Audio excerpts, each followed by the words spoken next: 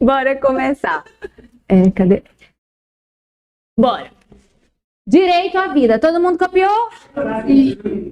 Então a gente vai estudar a partir de agora os direitos individualmente falando.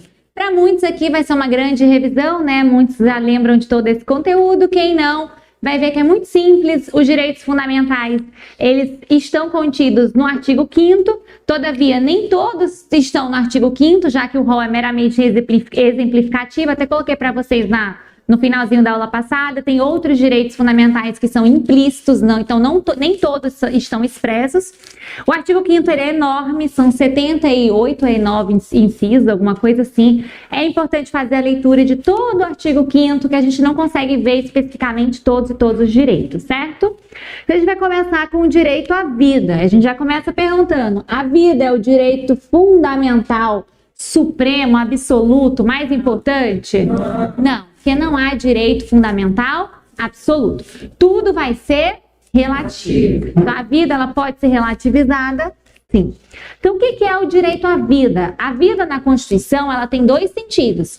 Ela existe tanto no sentido de viver, ou seja, de existir, que seria melhor existir do que viver, como no sentido de ter uma vida digna. Então, não basta que a gente exista, a gente precisa ter mecanismos que garantam que a gente tenha uma vida digna, com acesso à educação, saúde, moradia, alimentação, lazer, transporte, trabalho e todos aqueles direitos sociais existentes.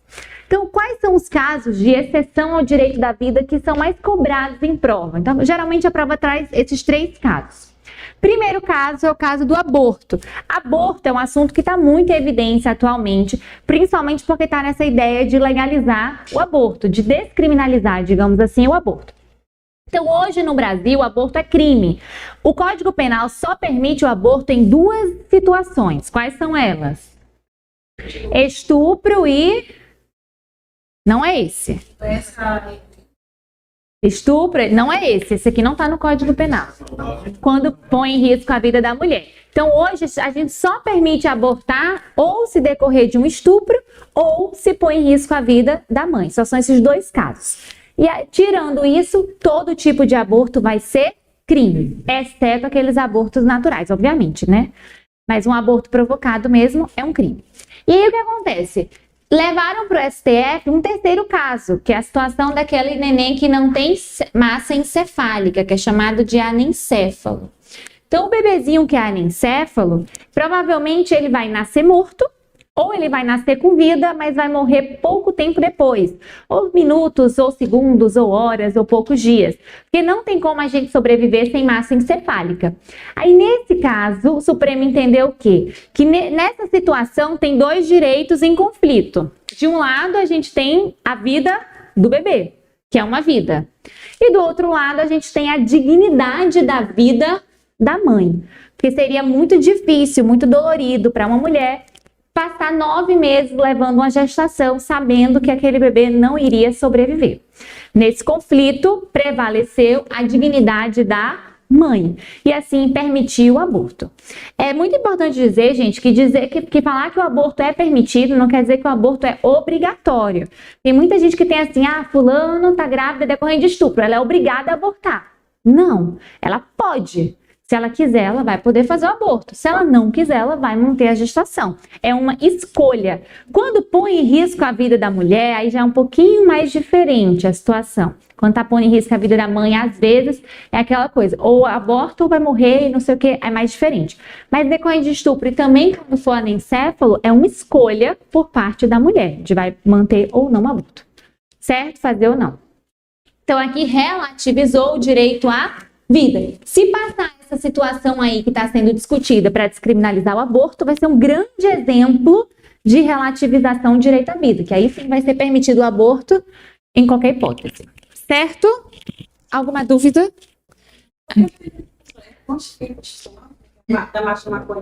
É constitucional. Era para ser constitucional.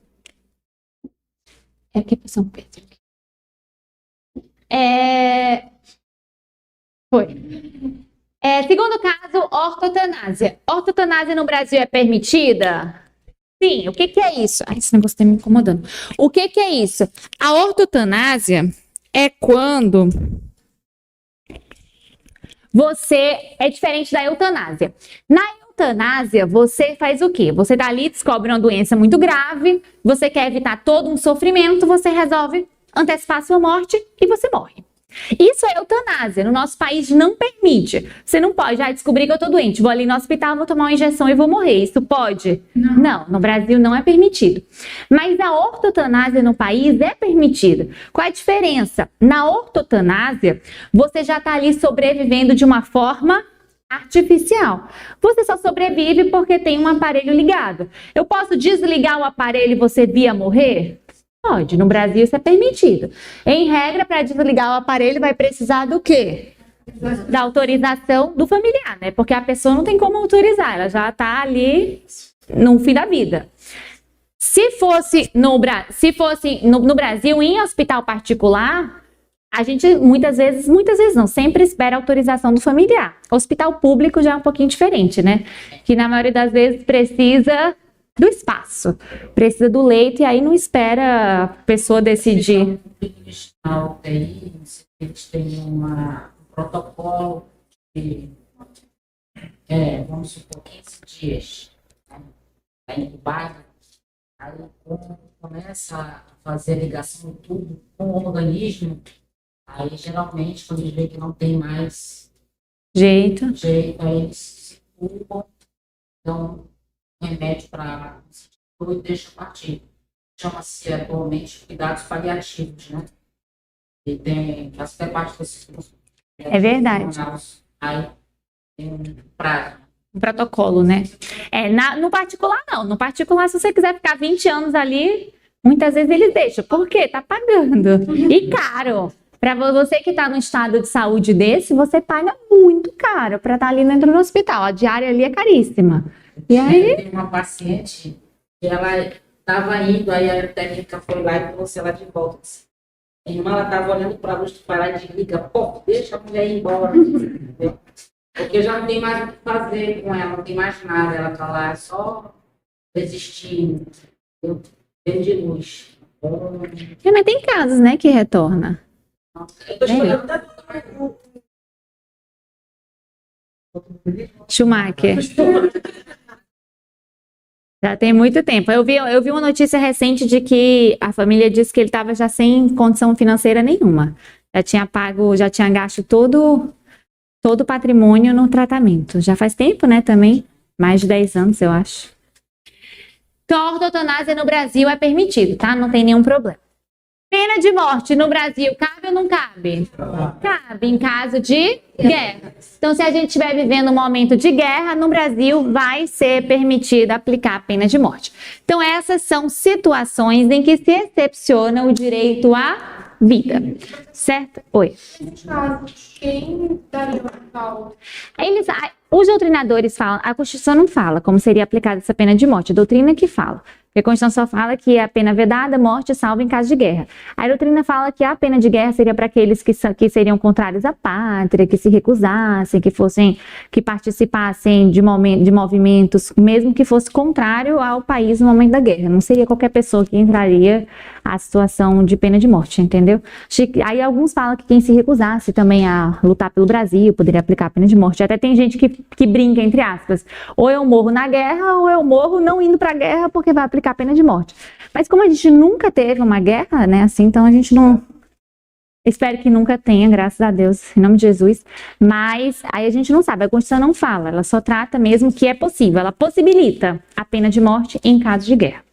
Diferente da pena perpétua, cruel, banimento, que essa não tem possibilidade nenhuma. Então a gente pode estar vivendo uma guerra que não vai poder pena cruel. Não posso, vou prender alguém, vou cortar um braço, cortar uma orelha, isso aí, cortar um órgão, enfim, isso não vai poder, que seria uma pena cruel. Dar chicotadas, enfim, não pode, de jeito nenhum. Mas a pena de morte, ela é relativizada num caso de guerra. Certo? Direito à liberdade. Então, liberdade envolve um monte de coisa, um monte de situações. Primeiro, a liberdade de religião. Então, no Brasil, você pode seguir Todas as religiões, qualquer religião que você quiser, o Brasil não tem religião oficial no Brasil. Então, o Brasil é um estado laico. Qualquer pessoa segue a religião que quiser, ou mesmo não segue religião alguma. O que é importante falar, sobre religião? É importante a gente saber que todo mundo que tiver preso, qualquer instituição de internação coletiva, seja ela civil ou seja ela militar, tem que garantir a assistência religiosa. Então, tem que ter acesso à religião dentro dos presídios. É obrigatório.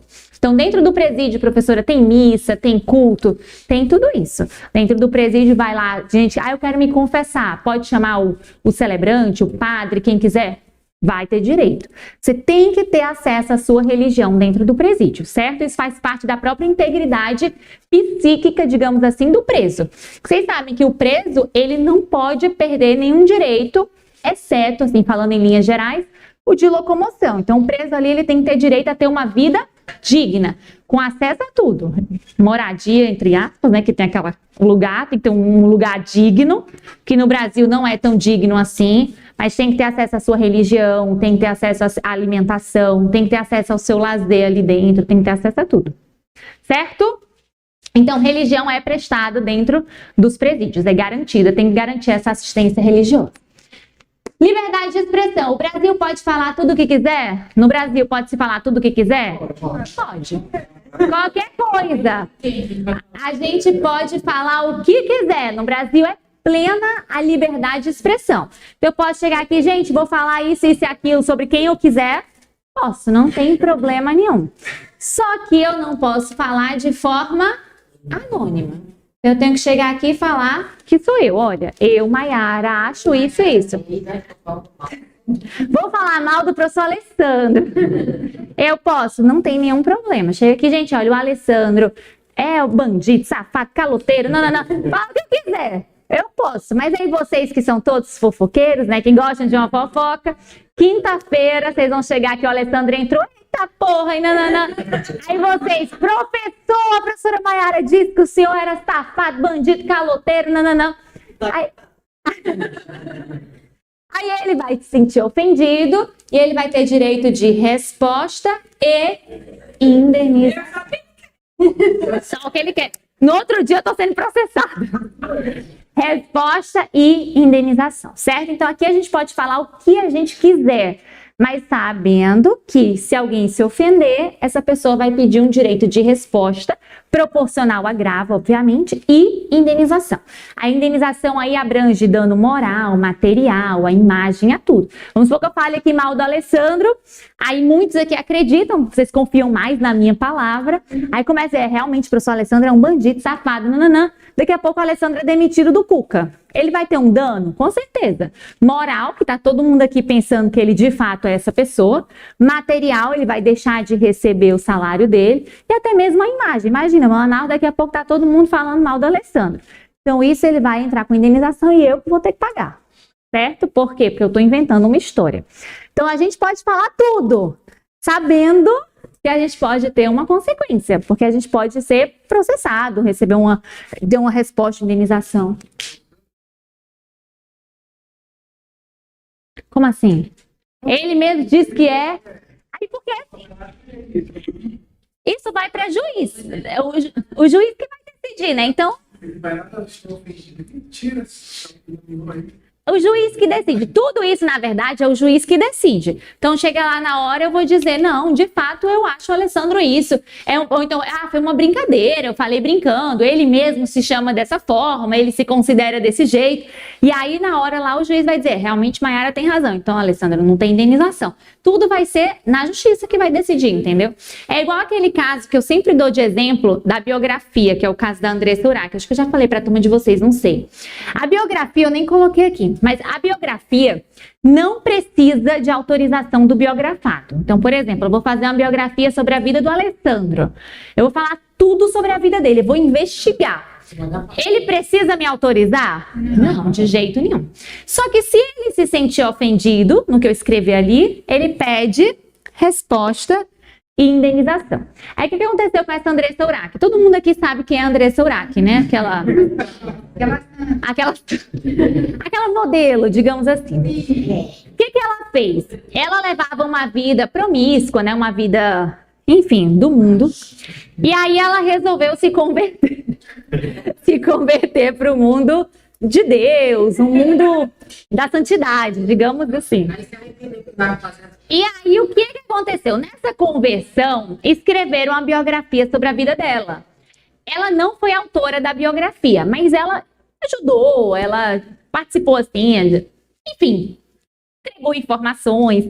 Quando a biografia estava pronta, ela vendeu a biografia. Ela autografava a biografia. Noite de autógrafos com Andressa Urach, não sei o que, ela autografava a biografia e tal. Acontece que ela resolveu reconverter para o mundo do pecado. Ela resolveu voltar para esse mundo pecador, do divertimento. Nessa reconversão, ela disse, olha, essa biografia está me ofendendo. Está ofendendo a minha imagem. Eu não aceito isso. Eu vou pedir uma indenização. Aí ela entrou na justiça pedindo indenização. Aí o juiz fez o quê? Amiga, querida, você estava ali vendendo, você estava ali autografando, você ali participava, agora você vem pedir indenização, ela queria ganhar dos dois lados, praticamente, né? Aí o juiz negou. Então, assim, só para ficar claro que o juiz pode negar, no caso dela, negou, porque ela não tinha direito a indenização nenhuma, já que ela participava da venda do negócio. Ela é tão danada, minha gente, que ela foi pedir de volta o dízimo que ela tinha doado para a igreja. Eu nunca vi isso na minha vida.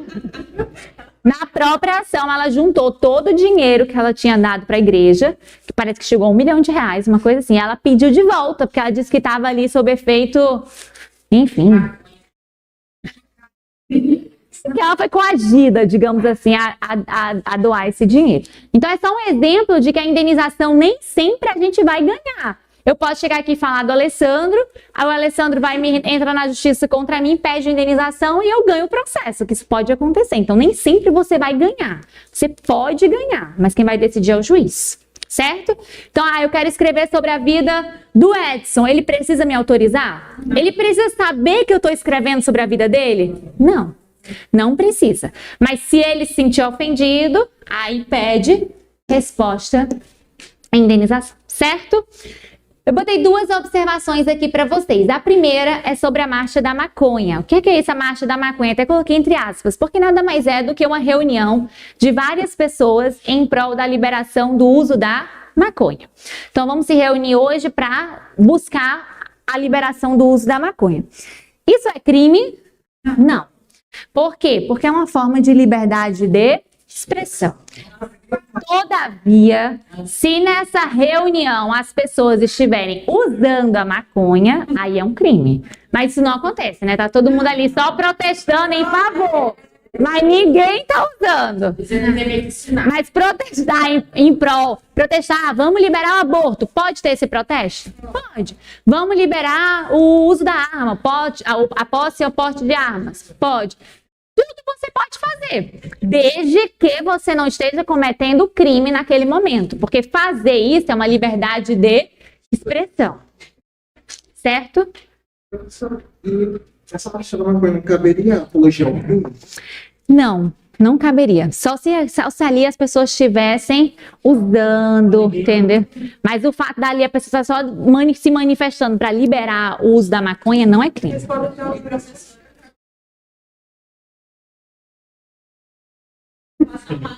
Da maconha. Não acontece isso. Mas é tipo isso mesmo. Mas a ideia é que ali não poderia estar cometendo o crime, entendeu? Porque ainda o uso da maconha ainda é crime, né? Provavelmente vai mudar isso. Acho que nos próximos meses. Já tá 5-2 a votação. Já tá 5-2. Só precisa de mais um voto. Mas tem a questão da quantidade. É 60 gramas. 60 gramas. Já tá 5-2, mais um voto. Vai ter que não. Não, mas agora é 60 gramas. Tem um limite. São 60 gramas que você pode ter com você. Mais que isso é tráfico. Menos aí é para o uso. Aí agora, com certeza vai passar, né? A gente acha que daqui para o final do ano, no máximo, só falta a votação de um. Não terminou o julgamento porque o ministro Luiz Fux pediu vista. Mas aí se eu quiser vender o poder, precisa ser... Não, porque a venda é o tráfico. Você pode usar.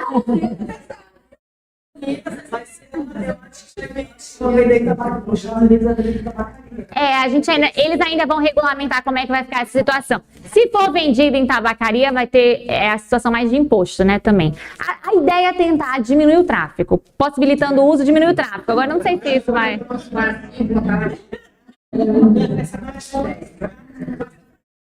Mas está em pró, está em andamento. A probabilidade é muito grande que...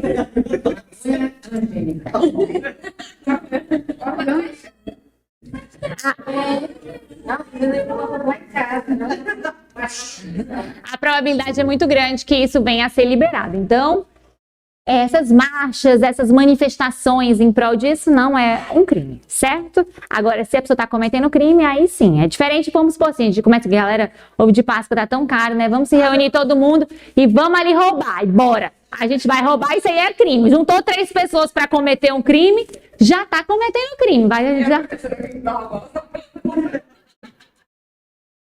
Roubar os outros. Já é um crime, certo? Mas... Deus me livre, não me põe nessa. E outra coisa... Oi, pode falar. E a questão de protestos que são particulares, assim, contra tal partido político, ou coisa que... Até então é uma liberdade de expressão. É porque assim, gente, existe uma linha muito tênue entre o que você pode fazer e o que você não pode. Tudo é muito relativo, então eu tenho um direito à liberdade de expressão. Mas a partir do momento que passa do limite, que passa a atingir o direito de um terceiro, aquilo ali já não pode mais. Então, eu vou fazer um protesto contrário a fulano de tal, um político X, ao partido X. Eu posso protestar diante disso? Posso. Mas nesse protesto acaba acontecendo outras situações, acaba ofendendo você, além de uma manifestação, você acaba muitas vezes imputando crimes a determinadas pessoas. Imputar um crime a alguém sem ela ter cometido, você está cometendo um crime, que é calúnia. Isso é crime. Então muitas vezes fala assim, fulano é ladrão. Você sabe se ele é ladrão? Não. Mas você está imputando um crime àquela pessoa. Então você está cometendo um crime. Então o problema é esse, entendeu? Às vezes a gente vai ali, poder fazer uma manifestação, você pode, mas ali na sua liberdade de expressão. A partir do momento em que você ultrapassa o seu direito, que muitas vezes nesses protestos acontece o quê? Vandalismo, as pessoas destroem as coisas, a parada de ônibus, destrói o poder, as coisas públicas mesmo, bens públicos, aí ali já deixa de ser constitucional. Mas fazer uma reunião, uma manifestação, protestar em prol de um político, protestar em prol de um pensamento, isso você pode, não tem nenhum problema. Desde que tenha esse limite, entendeu? Só que no Brasil a gente não tem limite. Aí a gente se reúne, vamos se reunir aqui para comemorar a vitória de um time de futebol. Nessa vitória do time de futebol vira uma grande loucura. Porque aí quem é contra já vai participar, já começa uma confusão, já destrói uma coisa, já destrói... Aí já deixa de ser pacífico. Aí já não pode. Certo? No Brasil não existe censura e nem licença. Então eu quero escrever uma música. Posso? Pode. Tem umas músicas aí que, pelo amor de Deus. Sinceramente. Tem música que você diz, meu Deus do céu, não é possível que isso está em circulação. Mas por quê? Porque não existe censura. Antigamente, na época ali da ditadura, né, e tudo mais, a gente, antes de publicar uma música, passava por um órgão censor que ia autorizar ou não. Aquilo era censura.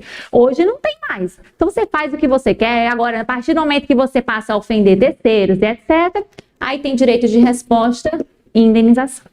Certo? Aí fala assim, professora, tem uma música de fulano de tal que saiu de circulação. Óbvio, aquela música tá ofendendo fulano 1000 pessoas, tá fazendo uma apologia a um determinado crime. Aí ela vai sair de circulação, mas isso não é uma censura. Certo? Entendidos? Então não tem censura no nosso país. A gente fala o que a gente quiser, desde que não seja de forma anônima. Alguém tem dúvida? Não? Direito à igualdade. Prestem atenção nessa diferença entre igualdade formal e material. Igualdade formal é a igualdade perante A lei. O que significa? Significa dizer que a lei tem que ser aplicada igualmente para todos.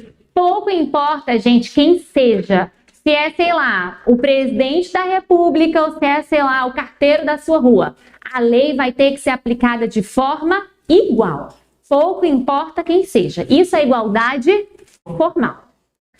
A igualdade formal é chamada perante a lei. A material, como é? Não sei. Acho que deu confuso. A material é o que importa para a gente passar. A igualdade material é a igualdade no conteúdo da lei. Como assim? Vocês já ouviram a expressão tratar igualmente os iguais e desigualmente os desiguais na medida em que se desigualam? Já ouviram isso?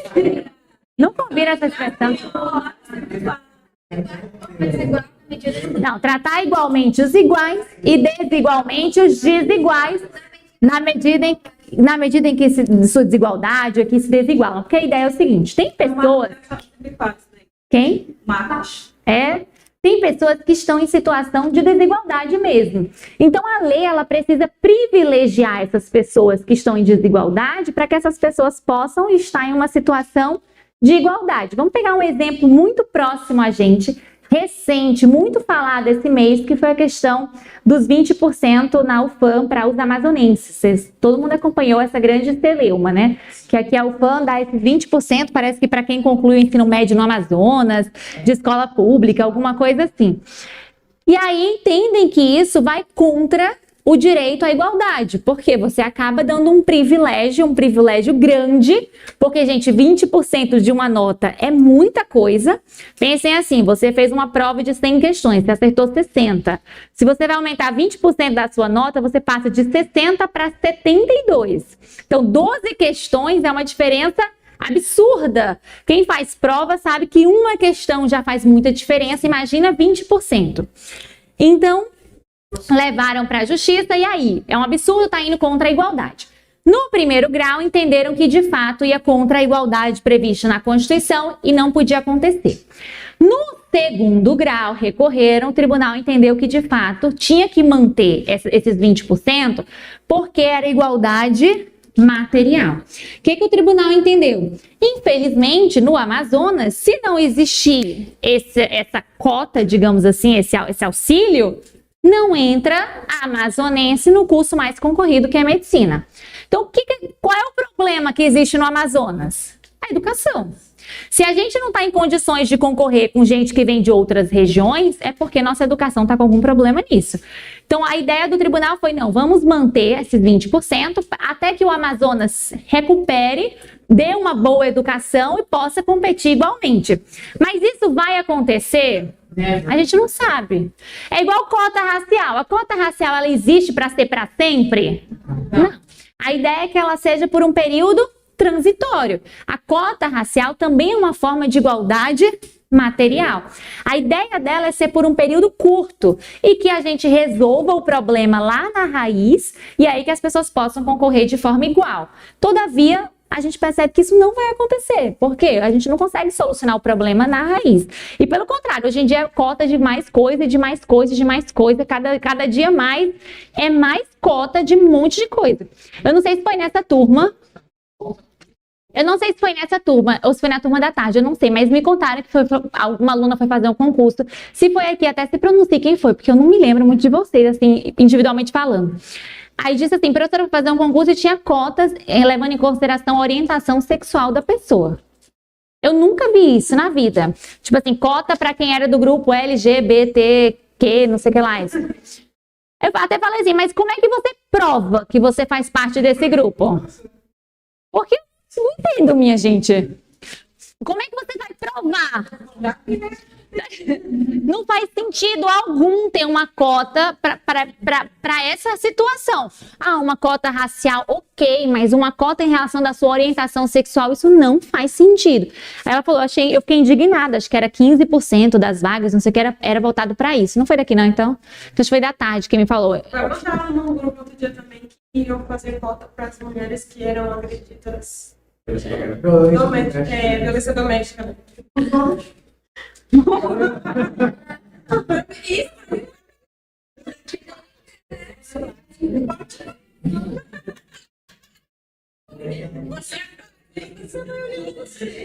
Mas enfim, é complicado, né? Assim, a situação dessa igualdade material é tentar diminuir, assim, aquela situação de desigualdade em determinadas situações, mas não é para ser pra sempre, né?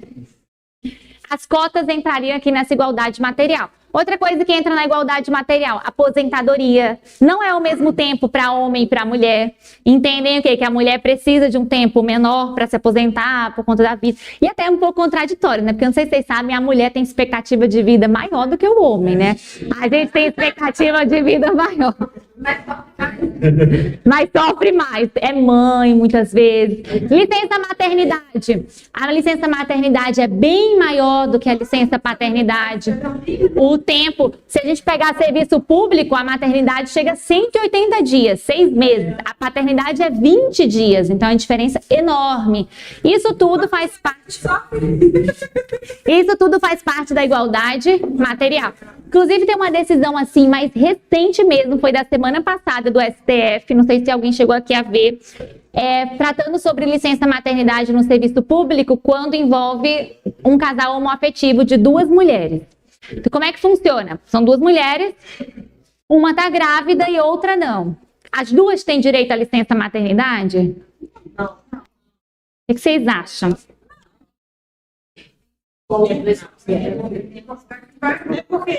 Só quem parir? Seria equivalente à paternidade. E aí levou para o STF, né? Isso era um problema na administração, não sabia como ia tratar essa situação. E aí o STF decidiu semana passada, tá muito recente. Ele disse o seguinte: se as 2 forem servidoras, só uma tem e a outra tem como paternidade. Se uma só for servidora, pouco importa se ela é a que está gestante ou não. Ela tem direito à licença maternidade. Aí não falou do homem, só falou da mulher. Mas assim, o homem, eu já vi um caso na prefeitura. Peraí, só um minuto. Eu já vi um caso na prefeitura que eram 2 homens e eles adotaram. E aí era um rapaz que era servidor, o outro não era servidor. E aí ele conseguiu a licença pelo tempo da maternidade também, conseguiu 180 dias. Mas o STF nessa decisão falou só do casal de 2 mulheres, na situação ali que são 2 mães, digamos isso. E o que ela perguntou? Não sabe, é doação. É doação, você não sabe quem é, porque é inseminação e o espermatozoide é doado. Você não sabe quem é o pai. Fica com 2 mães só e pronto. No caso do casal, os 2 homens aí, era uma adoção. Era uma adoção, lá era uma adoção. Mas isso cabe para os 2 casos, né? Se a mulher adotar também. Não, a mulher adotando também, já era certo. Os 6 meses. Os 6 meses. Independentemente da idade da criança. Porque antes tinha a ideia que só podia ser bebezinho, até tantos meses. Hoje não. Eu adotei uma criança de 20... um adolescente, sei lá, 20 anos. Tem direito à licença maternidade também de 180 dias. Pouco importa a idade. Antigamente era pelo tempo. Se fosse de 1 a 4 meses, de 4 a 6 meses.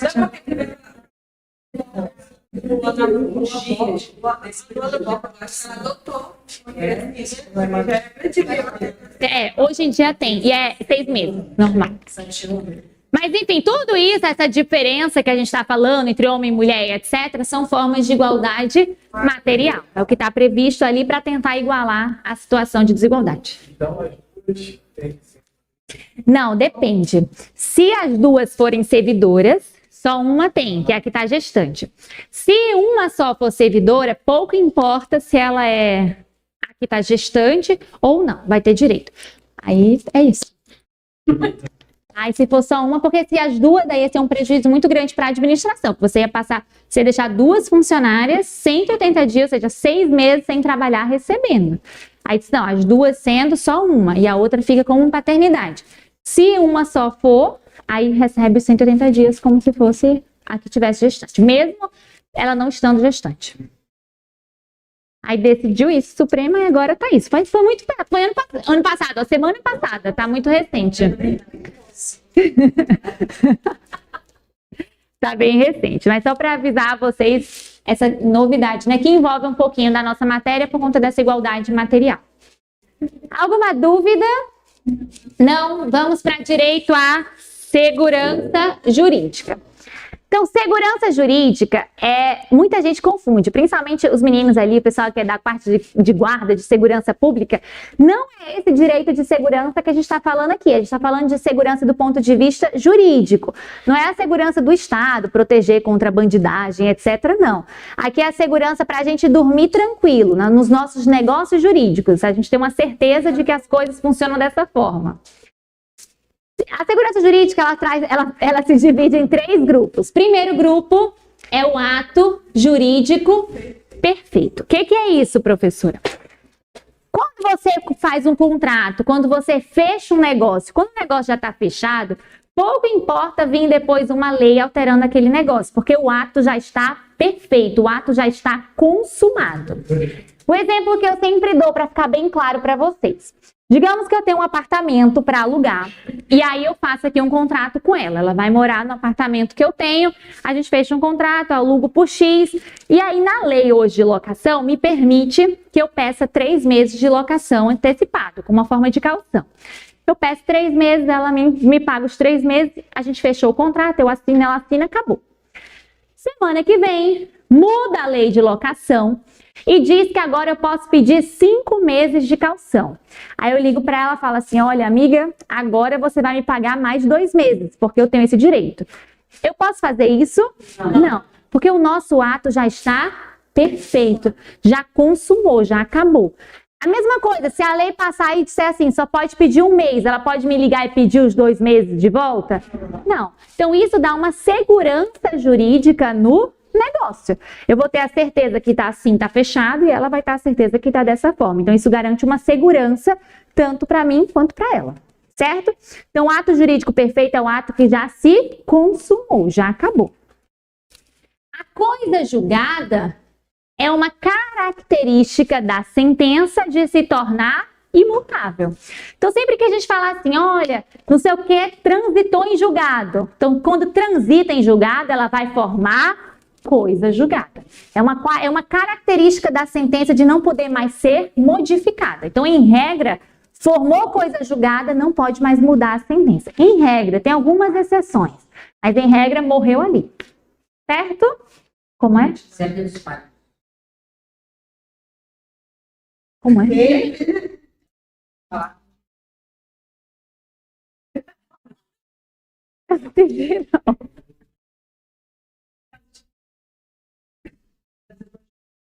Já morreu. Exatamente. E direito adquirido? O direito que faz parte do seu patrimônio que você adquire já não pode mais ser perdido. Então, a partir do momento que eu adquiro um direito, eu não posso mais perder esse direito. Muito cuidado que não existe direito adquirido a regime jurídico. Isso vocês estudam em administrativo. Com a Alessandra ou com o Tayá. Não sei quem é que vem para cá, os dois, né, eu acho. Então, regime jurídico administrativo não tem direito adquirido. Então, por exemplo, vocês todos vão entrar aqui no município, vão ser servidores da Câmara. Aí a Câmara diz, ó, carga horária de vocês 6 horas por dia. Ela pode amanhã passar a carga horária para 8 horas por dia? Pode. Não tem nenhuma garantia. Mas, obviamente, vai ter que aumentar o salário, né? Ninguém pode trabalhar mais ganhando menos. Mas ela pode. Ah, professora, minha carga horária é de 6 horas, mas meu horário de trabalho é apenas de manhã. De repente, a Câmara pode me obrigar a trabalhar à noite? Pode. Você não tem direito adquirido ao regime jurídico. Isso aqui pode mudar. Certo? Mas seu direito adquirido, eu ganhei um direito, ele vai ficar sendo seu. Agora, vou trabalhar à noite. Provavelmente você vai ter que receber um adicional, porque você está trabalhando à noite. Essas coisas ó, extras. Mas você não pode esquecer, você não pode escolher, entendeu? Não, você vai começar a trabalhar assim. Ele não pode diminuir a sua... Não, é remuneração.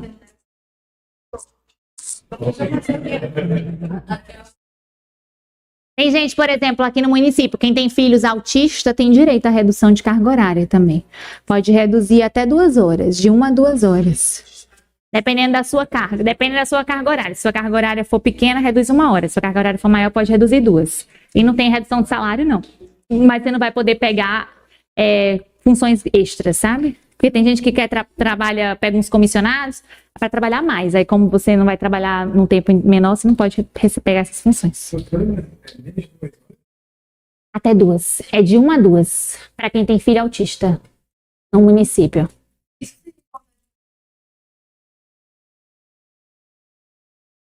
Entraria como direito à igualdade material?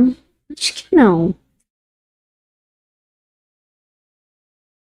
Não, a da pessoa com deficiência, sim. Eu tô falando do acompanhante. Esse de redução de 1 a 2 horas é quem tem filho autista. Dependendo da situação, ele pode reduzir a carga horária para acompanhar o filho. Mas você tem que provar que vai levar o filho a várias coisas, entendeu? Fonoaudiólogo, nutricionista, fisioterapeuta, tem psicólogo, tem um monte de coisa. Aí ele consegue reduzir a carga horária, às vezes, de 1 a 2 horas. Tem essa.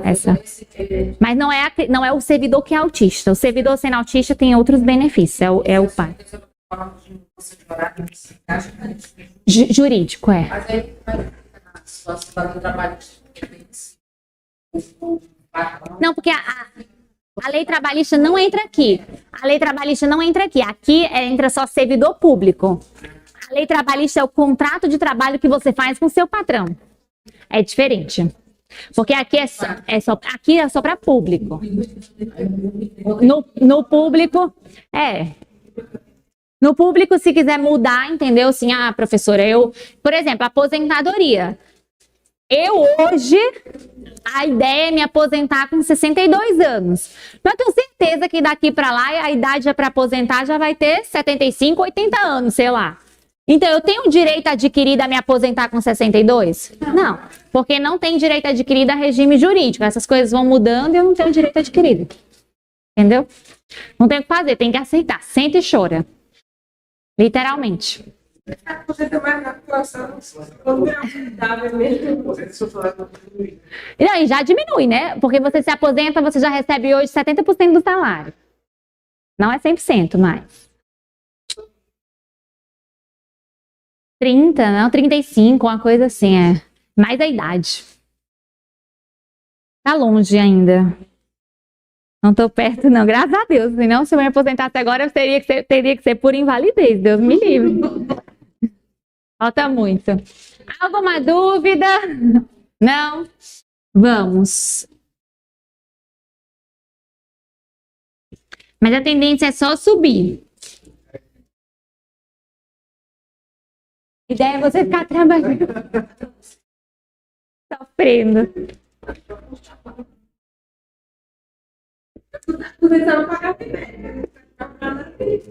Não é, a gente era para se aposentar jovem, né? Para aproveitar a vida, curtir. Aí eles querem que a gente já se aposente Já pagou? no fim.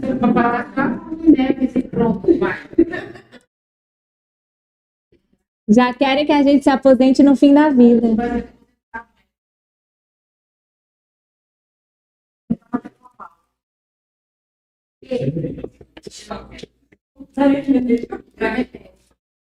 E para médico.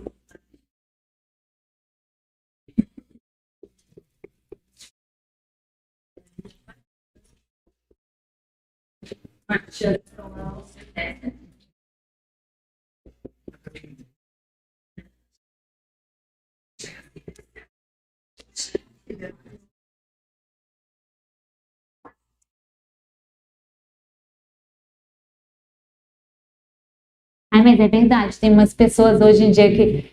Tem gente que se aposenta também, tá, né? Ativo.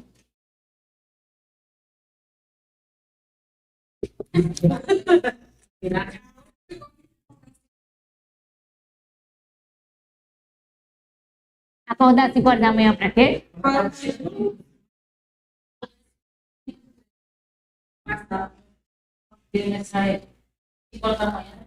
E fazer uma caminhada.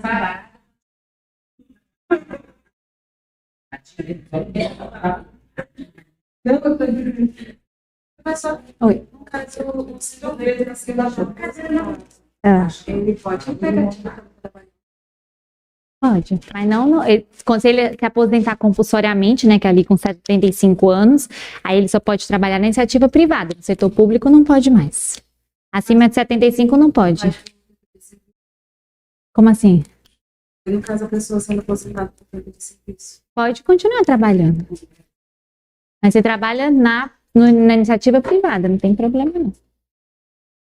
Trabalhar é uma moça que ela já havia sido Aposentada. Ah, Aí quando teve o processo seletivo da ela fez de novo, aí pode. Não tem problema não. Mas se for compulsório, que é 75 anos, aí não pode. O município, o estado, não pode jamais contratar alguém com mais de 75 anos. Aí poderia. Ela falou, né, que ela pegou que, tipo, tava trabalhando, chegando lá na sala, né, e tava falando que já tinha que já Se aposentar. já sido aposentada, né, e tal. Aí ela falou que ela ficou bem depressiva.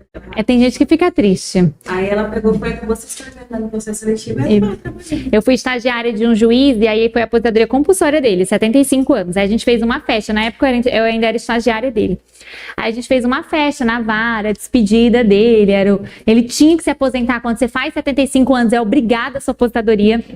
E aí ele arrasado, a festa parecia um velório.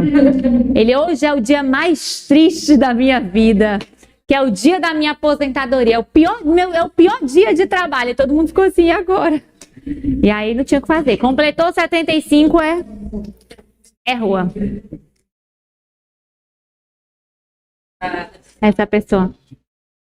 Para muitos é triste, porque você passa a não fazer nada, né, também.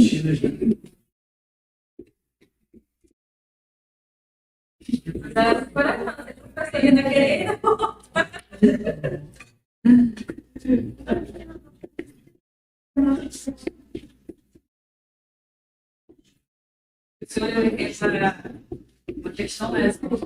De quê? De constitucional?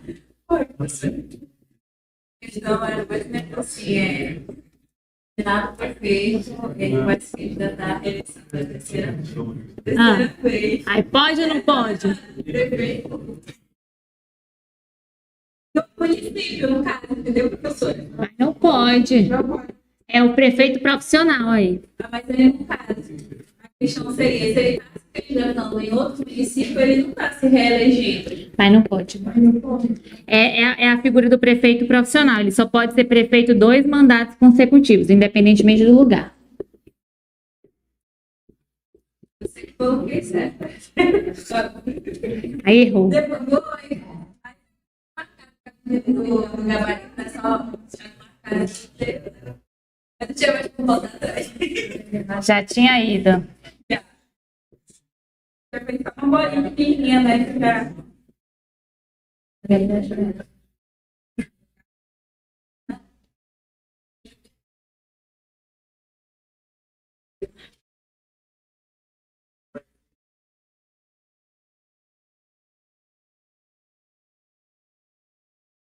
do crédito. Foi ontem? E tinha uma questão dessa, é? Aí você errou, não acredito. Errei. Não creio. Não é? Pois é, concordo. Quando erra em sala, não erra na prova.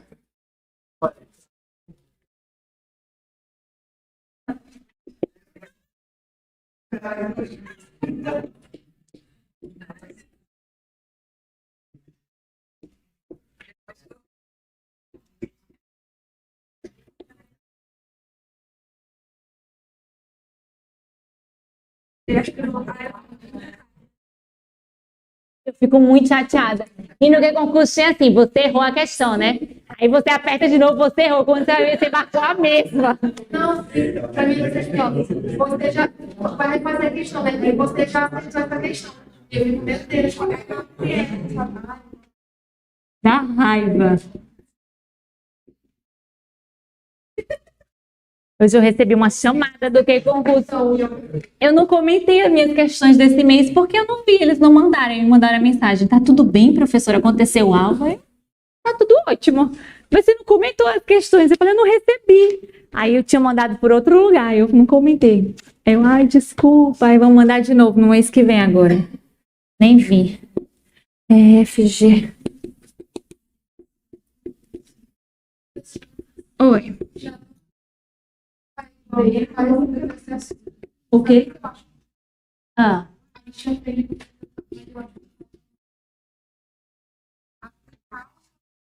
Fazer exercício. Não, na vida, assim, sabe? Remédios constitucionais. Remédios constitucionais. Eu lembro, professora, dentro dessa aula da MP, que foi a primeira coisa que eu fiz. Eu lembro quais são, porque estava certo. E aí, outro dia, eu precisei de um documento. E aí, a mulher não quis me dar o documento. Aí já disse, eu vou entrar com a mesada. E aí, me macetou lá, eu, tipo, ok, tá bom. E eu fiquei, tipo, com aquela sensação de justiça, mas sem saber o que fazer. Como fazer? Aí eu falava dela, a menina vai começando a dar uma verdade. É, ameaça. E aí, eu fiquei... Eu tava dando aula essa semana, né, de remédios pra turma do CNU.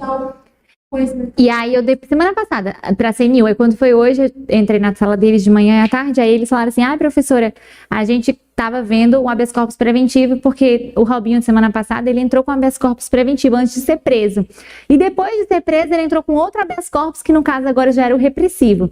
E aí eles, caramba, eu consegui entender na prática como é que funcionava o preventivo, que não tem ordem, e o repressivo já com ordem. Então a gente acaba, quando vocês começam a entender constitucional, fica bem melhor a gente ver essas notícias, que a gente começa a entender mesmo nossos direitos. Porque infelizmente são muito desrespeitados, né? Nossos direitos cada vez mais. E o homem depois de Ameaça! Ameaça! Olha, eu tenho uma a minha advogada. Só ameaçar que vai. Na hora que a pessoa ameaça, o povo já muda de tratamento.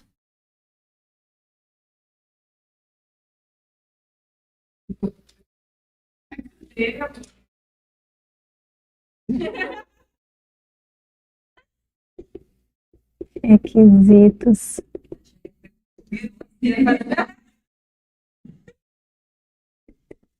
Quebra.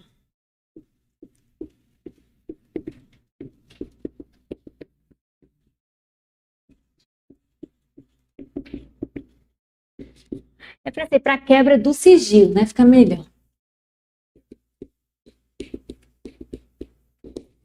Ordem judicial ter nos termos.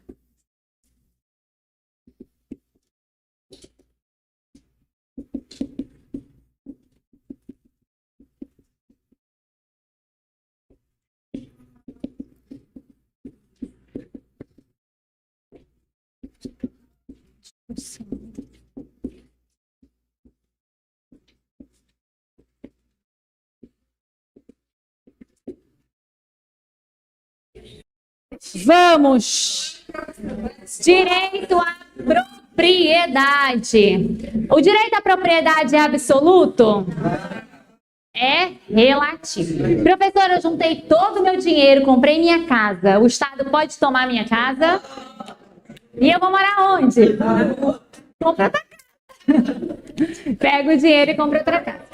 Então, não existe. A propriedade, ela já foi um direito absoluto. Bem antigamente, na época ali do primeiro Código Civil, diziam que a propriedade era um direito absoluto. Era sua, ninguém tirava e acabou. Mas aí não é isso. No IPTU com a diversão. Mas não é isso, né? De hoje, o direito de propriedade é um fundamental e é relativo. Então, você pode perder a sua propriedade. Primeira coisa, todo mundo que tem uma propriedade, ela tem que estar cumprindo a função social. Ou seja, ela tem que atender o interesse particular e o interesse público. Você tem que atender os dois interesses. Então, minha casa, ela atende ao meu interesse, mas atende também ao interesse de Manaus? Sim. Como é que ela atende o interesse público? Quando ela cumpre os requisitos que estão no plano diretor. Então, o plano diretor é uma espécie de uma lei que tem em municípios, principalmente é obrigado nos municípios que tenham mais de 20 mil habitantes. E nessa lei, ela vai explicar, olha, o município tem algumas regras, você não pode construir um apartamento de tantos andares em determinados locais, você não pode construir um estabelecimento comercial ao lado de um estabelecimento residencial. Então vai trazer um monte de regras. Se você não cumpre... Como é? Gramado, né? Que a gente fazia esse tudo. Tem que ter calçadas, tem que ter um monte de coisa.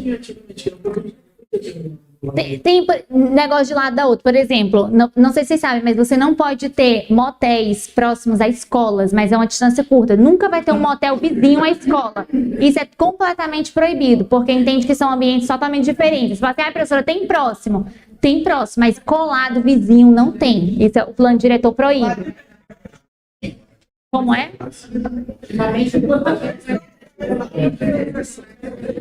E a gente já estou falando de crianças. Vocês estão pensando nos pré-adolescentes.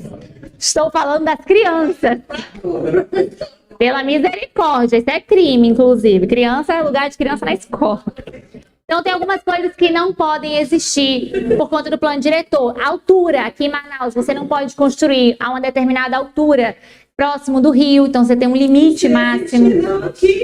Existe.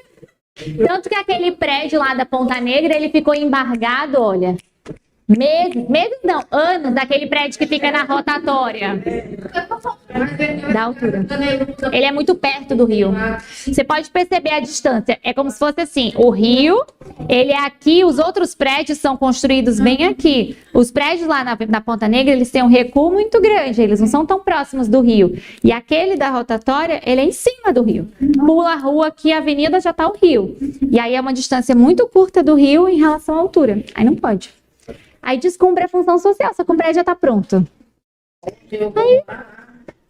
Aí liberou já liberou, pode ir embora lá. Não tem problema nenhum. Agora eu vou. Aí já liberou. Mas uma das coisas que ele ficou paradão ali foi por isso. Lá na minha cidade, eu já contei pra vocês do aeroclube, né? Que eles têm lá em João Pessoa, tem um aeroclube assim, no meio da cidade, literalmente. E aí, ao redor do aeroclube, tem vários e vários prédios, apartamentos, edifícios. E aí começou a ficar muito perigoso, porque os aviões pousavam, decolavam, e era uma distância muito curta dos prédios. E entraram na justiça dizendo que os prédios não estavam cumprindo a função social. Aí o juiz falou, realmente os prédios não estão cumprindo a função social, então corta os prédios pela metade. Agora só pode ter prédio até 10 andares, só que lá tem prédio de 30 andares. Aí fazia o quê? Vamos cortar aqui, chegou no 10º, corta, o que passa do 10º não pode. Gerou uma grande manifestação, ninguém corta prédio pela metade, né? Eu nunca vi isso na vida. Passa uma faca e corta. Aí não existe, aí recorreram, aí o tribunal disse, realmente não tem como cortar um prédio pela metade. O que é mais viável? Tirar o aeroclube. Aí tiraram o aeroclube de lá. E foi uma grande confusão, os donos de aviãozinho, né? Não aceito. Aí teve que mudar. Não, o aeroclube saiu. Agora no lugar do aeroclube virou um parque. Vai virar um grande parque, estão construindo. Vai virar um grande parque. Na verdade, assim, ele era tão grande que eles dividiram um terreno. Uma parte muito pequena foi vendida para prédios, novos prédios, e a maior parte vai virar um parque, tipo o Parque Ibirapuera de São Paulo, assim, um grande parque. Também tem a situação do nosso, né? É quem? É uma lei municipal, é a Câmara. Aqui tem a situação do nosso que também estão tentando tirar eles aí e colocar para mais. O daqui também é complicado, né? Isso que é no meio da cidade também. Mas parece que aqui não tem muita coisa no entorno, assim, que tipo, lá era bastante, assim, prédio, aí tirou. Então, toda a propriedade está ali cumprindo a função. Se não cumprir a função social, sua propriedade pode ser perdida, certo? A Constituição ela traz 3 situações de perda. Na verdade, uma delas não é perda, é emprestar, mas 2 são perdas. Primeira situação, o confisco. O que é o confisco? Confisco é uma punição, é uma sanção. No confisco, como é uma sanção, é uma punição, você perde a sua propriedade, você não recebe nada, não tem direito à indenização. Quando é que a propriedade é confiscada? Só em 2 casos. Se na sua casa você plantar drogas ou se você tiver escravos. E se tiver alguém, Escravos. Se você mantiver escravos na sua casa, você plantar drogas, aí você, se descobrirem, podem pegar e confiscar. E aí você não recebe nada. Mas em relação à pendência de PTU? Não, pendência de PTU não confisca, não. O que pode acontecer na pendência de PTU? Ele vai, toma sua casa, coloca para um leilão e vai pagar a dívida e te devolver o resto. Aqui você não recebe nada. É 0. Aqui é uma punição. Você não recebe nenhum real. No caso, ele pediu uma avaliação, falou da casa, Ele paga só o valor. Peraí, o quê? Na dívida do IPTU? Não, é porque vocês acham que não paguei IPTU, vou perder a casa. Não é assim, não. Era para ser, para todo mundo pagar IPTU. Mas é não. Como é que funciona? Não paga IPTU, você tem até, acho que é até 5 anos que o município faz o chamado IPTU progressivo. Quando você começa a não pagar IPTU, ele vai aumentando a cota de IPTU. Você continua sem pagar o IPTU. Aí, como se fosse uma sanção, para aumentar o IPTU. Aí você mesmo assim continua sem pagar. O município vai ter que entrar com uma ação de execução fiscal para que você pague o IPTU. Às vezes você não tem nada no seu nome, só sua casa. O município toma a casa, bota para vender no leilão. Aí avaliou lá, a casa vale 1 milhão. Aí avaliou, vamos botar para leilão. Aí arrematou lá a pessoa por 500 mil, porque vocês sabem que leilão pode arrematar até metade do valor. Aí a pessoa arrematou por 500 mil. Você está devendo quanto de IPTU? 200 mil. Aí você recebe 300 mil, fica os 200 mil para o município. É assim que funciona. Porque isso não é bem um confisco, né? Essa é a ideia do IPTU. É difícil acontecer, mas acontece. Mas já acontece quando você já está ali há décadas sem pagar. E aí era uma estratégia que eu teria. Porque E aí. vender de todo jeito. E também, assim, quando o município não cobra, o município só pode cobrar os últimos 5 anos, né? Aí tem isso também. Quando ele não cobra. A partir do momento que ele entra, ele só cobra os últimos 5 anos e o que tiver dentro da ação. Então, assim, ele entrou, a ação durou 30 anos, ela vai cobrar os 30 anos e os últimos 5 antes dele entrar. Mas, por exemplo, tá devendo 30 anos, ele entrou agora, ele já perdeu 25. Entendeu? Por isso que o município tem que ficar de olho para estar cobrando, senão...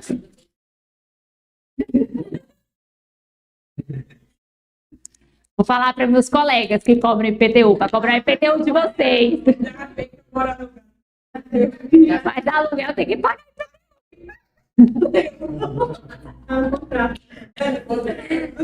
Desapropriação. Desapropriação é diferente. A gente perde a propriedade, mas aqui a gente vai receber indenização.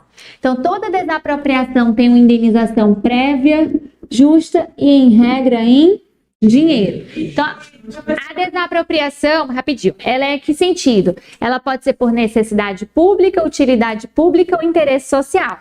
Então, o município resolve passar uma rua. Essa rua vai passar ali por cima da sua casa. Você pode negar? Não.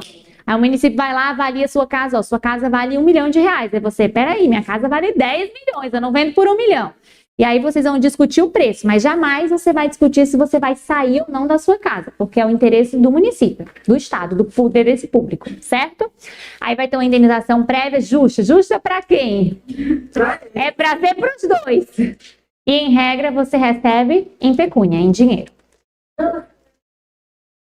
Da requisição? Então, a desapropriação é isso, tá? Eu tenho um comércio. O poder público vai levar o comércio. E aí?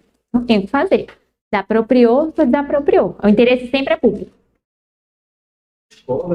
Não. Pode ser para passar rua, pode ser para fazer hospital, escola, qualquer coisa do interesse público. Agora, ali na Efigênio Salles, vocês viram que ampliaram, alargaram um pouquinho a rua? Lá eles tiveram que desapropriar calçadas. Assim, das casas do lado, pode perceber que a calçada diminuiu muito. Então, para ele aumentar um pouquinho, eles desapropriaram as calçadas. E aí os moradores receberam dinheiro. Normal. E tinha gente que não queria. Tinha gente que não queria. Não, eu quero a minha calçada. É tudo desapropriação, gente. Mas tem que pagar, porque é particular, é sua. O poder público vai tomar sem te pagar? Não, tem que pagar. Não. A calçada faz parte do imóvel. Você tem que manter a calçada, não é do poder público, não. Você tem gente que faz descarga isso para calcinha.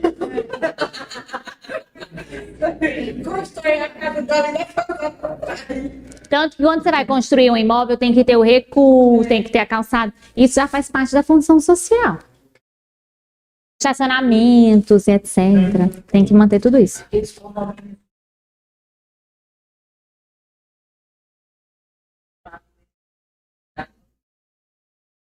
Para sair, Exatamente. Mas aí o que acontece, né? Aqui em Manaus eu não sei.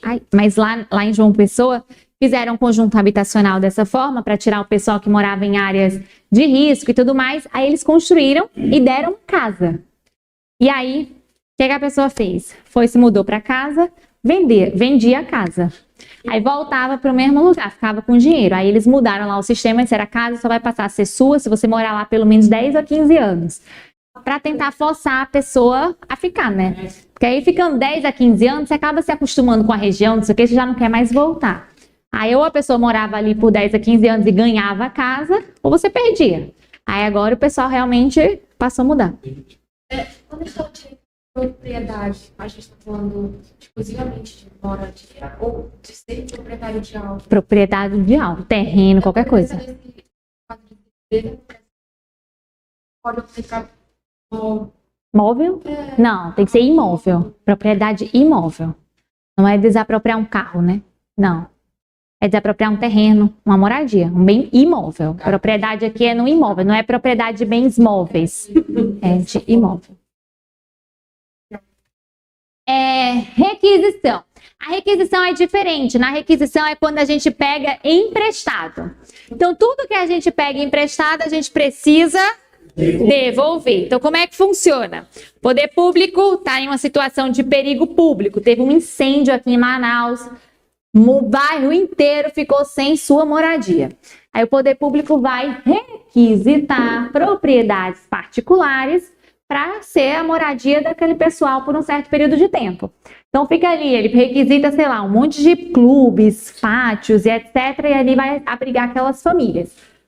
Durante aquele período, alguém vai receber indenização? Não. A indenização sempre vai ser posterior, que é a mesma coisa que se houver dano. Não teve dano? Não, indeniza. Teve dano? Indeniza. Certo? Então, professora, aconteceu esse incêndio. Aí o poder público resolveu desapropriar este Cuca, esta escola aqui. O Cuca vai poder negar? Jamais. Aí ele pega aqui o Cuca, pronto, aqui vai ficar morando 10 famílias durante 6 meses. Ok, o Cuca vai parar de funcionar por 6 meses. Daqui a 6 meses o poder público devolve o Cuca. Na hora que devolver, é o quê? Não dá ideia. Na hora que devolver, paga indenização? Provavelmente, porque vai ter um dano, né? Vai ficar aqui 6 meses sem receber a mensalidade dos alunos. Chegou aqui, tá tudo riscado, tá tudo destruído. Aí indeniza ulterior. Alguma dúvida? Não, tá tudo certo? Direito à inviolabilidade de domicílio. Minha gente, o que é uma casa? Menina, eu fico rindo com meus tregos. O que é uma casa? Uma construção de 4 paredes. Um lar, uma moradia. Uma casa é um ambiente fechado, um ambiente aberto. O que é uma casa? Um local de convivência. É um local fechado ou aberto? Fechado. Então, a casa, a principal característica da casa é ser um ambiente fechado. Nenhuma casa é pública. Se for pública, não é uma casa. Então, a casa é um local fechado. Então, em regra, para entrar na sua casa, quem tem que permitir? Você, o morador. Então, eu só entro na casa de uma pessoa se o morador permitir. Essa é a regra. Eu fiz essa pergunta uma vez numa sala e falaram, só se tiver ordem judicial. Eu falei, menino, para entrar na sua casa precisa de ordem judicial. Só entra com ordem judicial, ninguém entra. Então, em regra, a gente entra na casa de qualquer pessoa, desde que tenha a permissão do morador. O morador permitiu, você entra. Não importa o horário. A Constituição, ela traz 4 exceções. Ai, meu joelho. 4 exceções que você pode entrar na casa de alguém sem permissão. O FDP, que é o famoso flagrante, desastre e prestar socorro. Lembrem sempre que o FDP, ele é uma pessoa inconveniente. Sim. Ele entra na sua casa a qualquer horário. Manhã, tarde, noite, madrugada, ele está ali batendo a sua porta. Certo? Então o FDP, ele pode entrar a qualquer horário. o FDP, o flagrante, desastre, prestar socorro. Esses 3 aqui. Eu pensei que tivesse bem, né? Qualquer. Então, por exemplo, você está na sua casa, dormindo, de repente começa a ouvir gritos dos vizinhos. Uma gritaria maior do mundo, a mulher, socorro, pedindo ajuda, e o cara gritando para cá, gritando para lá. Você olha o relógio, 3 horas da manhã. Aí você pode arrombar a porta do vizinho e prestar socorro e etc? Pode, por quê? Você pode, deveria. Prestar socorro, você pode. Então você invade a porta do vizinho e presta socorro. Não tem nenhum problema, você está permitido pela Constituição. Certo? Inclusive, se, por exemplo, o marido está batendo na mulher, vamos supor, você pode entrar, inclusive, prender o marido. Não, você pode prender, porque ele vai estar em flagrante. Em flagrante, qualquer pessoa prende. Qualquer pessoa. Então, professora, eu abri a porta ali, invadi, botei a porta abaixo. Quando eu cheguei lá, o marido estava batendo na mulher. Eu posso prender o marido? Pode. Sem nenhum problema, certo? Mesma coisa, você tá em casa, de repente, olhando ali a janela, você super curioso, passa o tempo todinho ali na varanda, de repente viu um bandido pulando a casa do vizinho, o muro do vizinho. Você lembra aquele da faculdade, lá do rapaz que tinha escutado tiro no vizinho, aí ele dá mais curioso, né, pra saber o que foi que aconteceu, subiu na pia, aí ficou olhando, né, e tal. Aí a mulher dele, né, chamando ele pra ele descer. Aí ele pegou, tipo, discutiu, né? Peraí, rapidinho, acho alguma coisa do tipo. Aí quando ele virou o rosto, o cara, Matou. Na cabeça. Isso foi aqui em Manaus? não. Menina. Que horror. Tô passada, eu não vi não essa situação. Que horror. Jesus. Então, por exemplo, você tá ali olhando, seu vizinho... Tipo, um vara de tiro, né? Aí foi saber o que é que tinha acontecido. Aí pronto. Aí acabou também. Então, por exemplo, você tá ali olhando, você é curioso, de repente o cara pula o muro do vizinho, ó, você tá vendo tudo. Você olha o relógio, 00:30. Você pode arrombar a porta do vizinho e prender o bandido? Pode, porque tá em flagrante. Em flagrante tudo pode, certo? Mesma coisa, desastre. Você tá em casa, de repente começa um princípio de incêndio na casa do vizinho. Você pode invadir a porta do vizinho e resolver aquele desastre, até mesmo para prestar socorro? Também pode, não tem nenhum problema. Ordem judicial, todavia, só entra de dia. E ontem tivemos um grande exemplo disso. Vimos, todo mundo aqui deve ter visto, se não viu, ouviu falar, que foram presos determinadas pessoas. E não estavam em flagrante. Por quê? Porque a morte da pessoa já faz sei lá quantos anos. 6 anos, então não era mais flagrante. Aí a Polícia Federal chegou, Polícia Federal não, acho que foi a Polícia Civil. Acho que foi a Polícia Civil, não foi federal. Foi a Federal? Foi? Eu achava que tinha sido a Civil do Rio. Enfim, chegou a polícia para prender aqueles cidadãos. Ela só pôde prender durante o dia. Por que não prendeu à noite? Porque não poderia. Porque não estava em flagrante.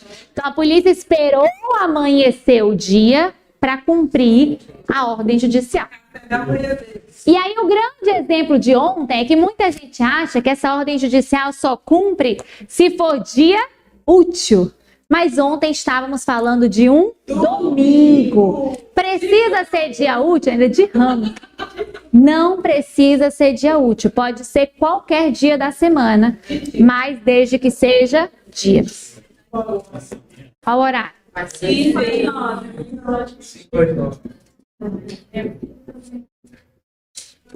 De 5 horas até 21 horas.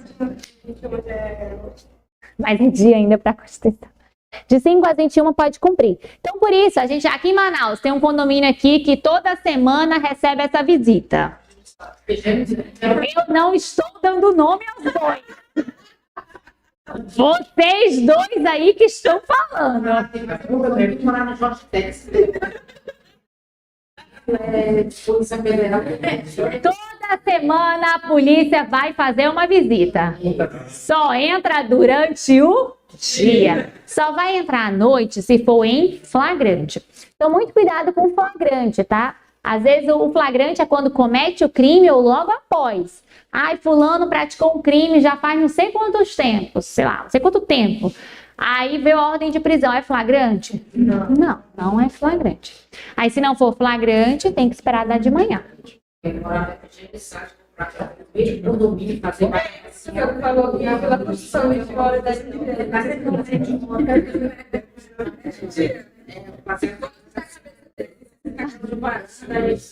Oi. Se a pessoa mora no condomínio, o poder público tem que ficar fora ou ele pode ficar dentro? E condomínio, assim, de casa, eu não sei como é que eles fazem, sabe? Eu acho que não pode entrar no condomínio, não. Eu não sei na prática como é que eles fazem. Mas eles entram no condomínio, mas não entram na casa, é? Ficam na porta da casa, literalmente. Eu não sabia que era... Condomínio, assim, de prédio, eu sei que eles ficam ali na portaria. Não entram, sabe? Se não sobem. Mas condomínio de casa, eu não sei. Então, se já... Eles entram. É engraçado, aconteceu no meu prédio uma situação, ano passado foi retrasado, de um rapaz, a Polícia Federal chegou para prender uma determinada pessoa. E aí não era flagrante, a Polícia Federal, era um domingo também. Chegou, era mais ou menos ali por volta de 5 e pouco da manhã, alguma coisa assim. E a polícia, eles foram muito educados, até demais. Falaram, não, vamos esperar das 6 horas da manhã e pedir para o morador descer, para evitar que a gente suba no prédio, é um prédio familiar. Enfim, muito cedo e tudo mais, era um domingo. E aí, deu 6 horas, o porteiro interfonou para o morador não atendia, ficou ligando, o morador estava dormindo, até que atendeu. Aí o porteiro falou, olha, a Polícia Federal está aqui na porta, pedindo para o senhor descer e tudo mais, que eles tinham ordem de prisão. Aí o morador enlouqueceu. Olha, eu não libero, não permito a entrada deles, não permito, eu não aceito, não sei o que, se você liberar, você vai se ver comigo e não sei o que, começou a ameaçar o porteiro. Aí o porteiro nunca tinha vivenciado uma situação como essa. O porteiro fez, e agora? O porteiro disse, olha, eu não posso liberar a entrada. E a polícia, como é? Você não pode liberar a entrada. Você não pode liberar a entrada. Não existe isso não. A polícia arrombou o portão, até danificou o portão do prédio. Entrou na casa do rapaz, aí foi uma grande confusão. Teve que arrombar a porta e tudo mais, que o cara não abria de jeito nenhum. Enfim, o que era para ser algo bem discreto virou uma grande confusão no prédio de manhã, no domingo de manhã. Eu nem estava em Manaus, eu estava viajando. E aí entrou. Eu não estava em Manaus. Minha gente, que calor, que mentira. E aí a polícia entrou e levou o rapaz, né? E aí ficou aquela confusão. O prédio, enfim, foi uma grande confusão, literalmente. Mas, literalmente, gente, ele arrombou o portão. No andar dele, então, todo mundo acordou para ver o que era, porque foi uma grande confusão. E aí a polícia entrou. A polícia estava errada? Não, de jeito nenhum. Ela não tem isso de não entrar no poder. Exato. Aí levou o cara, levou o carro, levou tudo. Não conta nada para ninguém. A partir do momento que eles não têm um horário para sair, né? Não, tá dentro, é. Aí pode cumprir. Certo? 21 horas ainda é dia, professora. Para a Constituição. É porque, na verdade, Eric, foi a lei de abuso de autoridade. A lei de abuso de autoridade considerou sendo abuso de autoridade se entrasse para cumprir qualquer mandado de 21 às 5. Então, entende que pode entrar de 5 às 21. Então, eu também acho que 21 horas é noite. Qualquer lugar do Brasil, 21 horas é noite. Mas para a nossa Constituição pode entrar ainda que é dia. Para cumprir a ordem desse horário, já está saindo uma ordem sem qualquer hora? Sai a ordem qualquer hora. Madrugada é o que mais sai. E aí, querida, para evitar que a pessoa fuja, né, professora? Esse horário, né, 9 horas. Lá na minha cidade teve um caso, eu tenho muita história para contar, que o cara jogou dinheiro pela janela. Ia prender o dinheiro, ele pá pela janela. E aí todo mundo...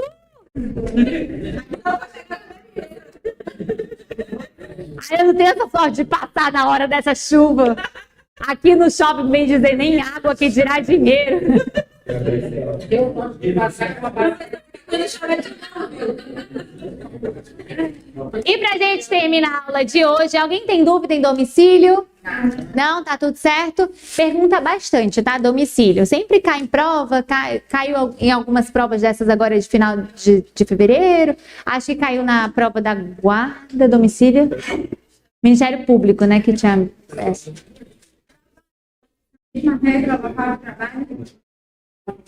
Ótima pergunta. É excelente. Local de trabalho, vale essa regra quando é escritório. Sou um escritório fechado de advocacia, ou então consultório médico, aí só pode entrar também seguindo isso aqui. Mas se é um local assim público, por exemplo, aqui no Cuca, de repente vamos prender o Alessandro. Chegou a hora. Pode, pode. Mas se fosse qualquer horário. Ordem judicial, chegasse aqui agora, sei lá, 9h30 da noite, com a ordem judicial, prendesse o Alessandro, levava. O bichinho. A gente entrar com habeas corpus em favor dele, porque habeas corpus não precisa de advogado. O que não pode é local fechado, escritório, consultório médico, que são locais fechados, aí cumpre isso aqui. Tem essa hora também. E para terminar a aula de hoje, a inviolabilidade do sigilo de comunicação telefônica. Então, nós somos todos muito curiosos e queremos colocar um grampo no telefone do Alessandro. Tudo que ele falar ao telefone, a gente vai ouvir. Imagina!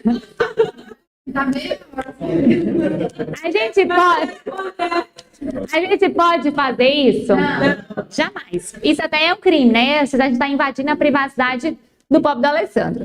Então, isso não pode fazer. Cuidado, para que a gente possa fazer isso, para que a gente possa interceptar o telefone de alguém, precisa de 3 requisitos, que a gente chama de requisitos para quebrar o sigilo. Primeiro, tem que ter a ordem do... Só o juiz pode determinar a quebra do sigilo, certo? Então, eu quero ouvir o que o Alessandro fala, quem determina é o juiz. Se o delegado determinar, aquela prova vai estar ilícita. Então, não é o delegado, não é a polícia, quem determina é o juiz. Vai cumprir uma lei, então tem uma lei de interceptação telefônica. A lei vai dizer quanto tempo no máximo pode estar ouvindo, só são 30 dias. Vai dizer que tem que transcrever toda a conversa, vai dizer um monte de regrinha. E só quebra o sigilo se for para fins de investigação criminal ou instrução processual penal. Ou seja, só quebra se a gente estiver falando de Contratar um detetive para crime. investigar o marido. Não pode. Já deu uma confusão tão grande. Teve uma aluna minha, acho que eu contei para vocês, né? Que ela duplicou o celular e deu uma grande confusão. Contei semana passada. Então, peraí, gente, calma. Querem descobrir o aplicativo. Peraí, calma, não vou embora.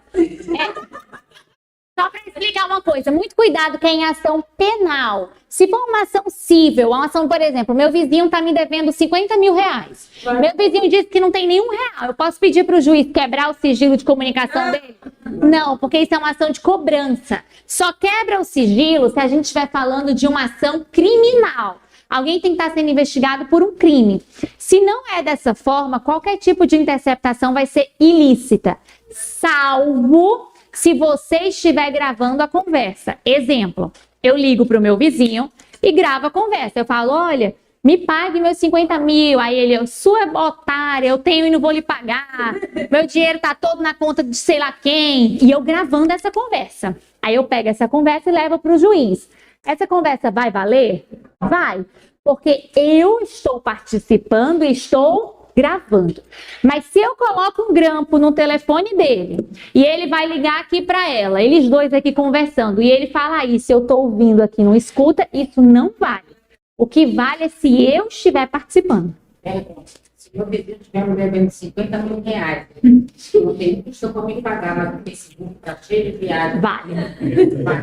Não fizer, teve uma empregada doméstica que ela fez isso. Juntou as fotos da empregadora, né, da patroa, E aí a patroa disse que não tinha nada. Ela, então eu quero as bolsas. Aí juntou as fotos do Facebook, do Instagram, sei lá, a bolsa Chanel, e Louis Vuitton e não sei o quê. Aí o juiz mandou entregar as bolsas pra mulher.